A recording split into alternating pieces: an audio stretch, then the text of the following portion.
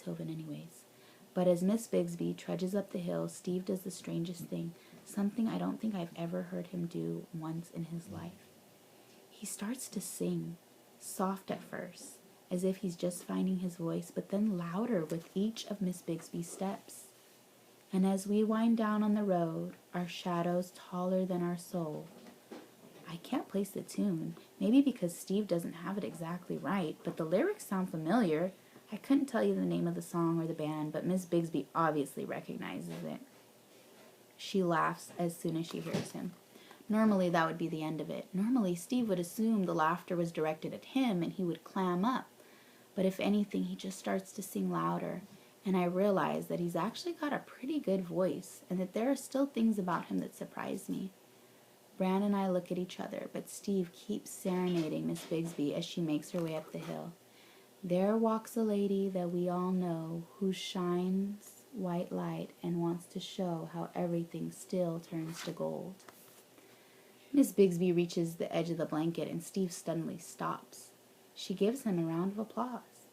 Not quite the song I would have chosen, she said, but a magnificent performance all the same. Thank you. It was supposed to be classical, Steve says. Instead, it was classic, she says. She scans the blanket, still smiling, when her jaw drops. Is that whiskey? Her voice goes deep in octave, one finger pointing at the Jack Daniels, now propped against the bakery box. Steve takes a step behind me. Bran picks up the bottle and hands it to her. So yeah, it was supposed to be wine, he starts to explain. Moscato, Steve says over his shoulder. Or bruschetto? Bruschetta, Bran corrects. That's a kind of cheese, I whisper to him. It's toasted bread, not cheese, Miss Bixby corrects me. Taking the bottle of whiskey from Bran and holding it up to the sunlight. And this is definitely not wine. It's better than wine, Steve says, repeating what he heard, and then instantly glances down at his feet when Miss Bixby stares at him in disbelief. Or so I'm told. Miss Bixby shakes her head. Please tell me you didn't steal this from your parents. I'm starting to think it would probably be best to just avoid the line of questioning entirely. No sense spoiling the mood. But Steve throws up his hand in protest. No, of course not. We got it off some stranger Topher picked up from the street. Miss Bixby looks at even more horrified. No, it's all right, I say. Nobody stole anything. It's fine. We paid for it. Trust me. Just please don't worry about it. This is your day. She gives me a look, the same look she gave me when I told her that I couldn't do a math worksheet, on the grounds that long division was a personal insult to calculators everywhere. Then she points to the misshapen white cardboard box that's no longer even square anymore. That better not be a bottle of rum, she says. We all look at each other uncertainly. Then Steve clears his throat. Ta-da! I say, pointing to the lump of cheesecake as he warily opens the lid. It is smashed 9 ways to Sunday, almost unrecognizable as anything edible. I was wrong. Somehow, it had actually gotten even uglier. I know what it is, she says. It's from, Steve starts to say. I know where it's from. Miss Bixby reaches to the corner of her eye with a taped-up hand. It looked a whole lot better when we bought it, I say. Miss Bixby sniffs. Still beautiful, she says. She clasps the bottle of Jack Daniels to her Hofstra sweatshirt, staring at the remains of Michelle's white chocolate raspberry supreme cheesecake, and shakes her head. And I'm not sure what to do, what to say. Probably something deep and wise, like a Bixbyism. I want to say something, but this time Bran beats me to it. He stands beside Miss Bixby and lifts himself to his toes and whispers something in her ear. More than just a word. She drops the bottle into the grass and reaches for Bran's hand, clutching it fiercely in both of hers, nodding over and over again and saying, I know.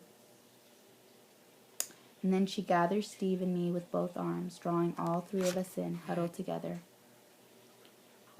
Miss Bixby and us, I know in that moment that this is as close as we will ever be again. All right, so we don't know what Bran said. We'll probably find out. Oh, there's 3 more pages left, so I'm going to keep reading. When she finally lets go, we suck the snot back up, and wipe our noses. So they've been crying. And I'm reminded of the time Bran tried to pick Steve's nose and how for a while Steve couldn't really stand him. But you get used to things, or you learn to get past them, I guess. We sit in a circle on the blanket surrounding the sorry excuse for a cheesecake. Bran hands out plates, and we use plastic forks in our snotty hands to shovel heaps of soft raspberry-colored goo into them. It doesn't look appetizing at all, but when I take my first bite, I realize it doesn't matter. It doesn't matter what it looks like or what kind of plate you put it on or how you eat it. It doesn't matter whether it was sold by some fancy pastry chef named Michelle or some hulking Mexican guy named Eduardo. It doesn't matter that it cost a month's allowance or what you said or did, or that you never found the right bottle of wine to go with it, because the man didn't lie. It really is heaven. So the cheesecake was still super good. We eat in groans and grunts, long, drawn out, with crumbs tumbling from our mouths and raspberry topping on our lips. I finished third, savoring mine a little more than the others. I think, though, I don't lick my plate like Bran does. Only Ms Bixby doesn't eat all of hers, saying that maybe the french fries were overkill and her appetite's not quite what it used to be.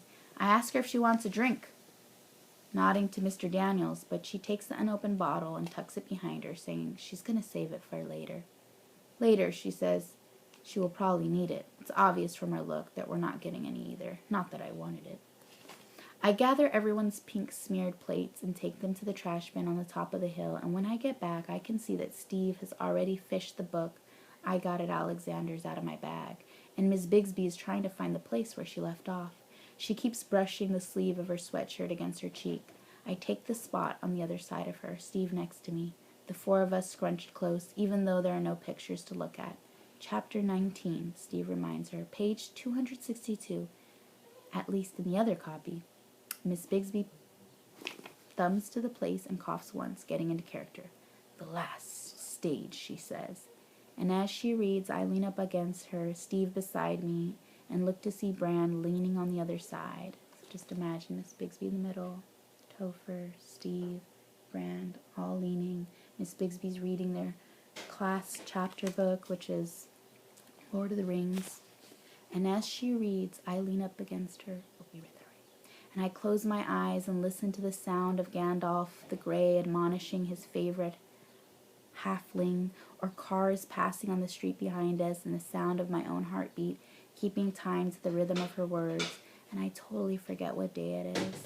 When she's finished, and it takes a nice long while, and her voice almost gives out more than once, I keep my eyes closed, and we just sit there, the four of us, afraid to break the spell, afraid to say the word that will bring us back from the Middle Earth, or wherever it is we've gone to, until finally we hear someone calling Miss Bixby's name, and I open my eyes to see Nurse Georgia, the Viking, at the bottom of the hill, telling us it's time to come down.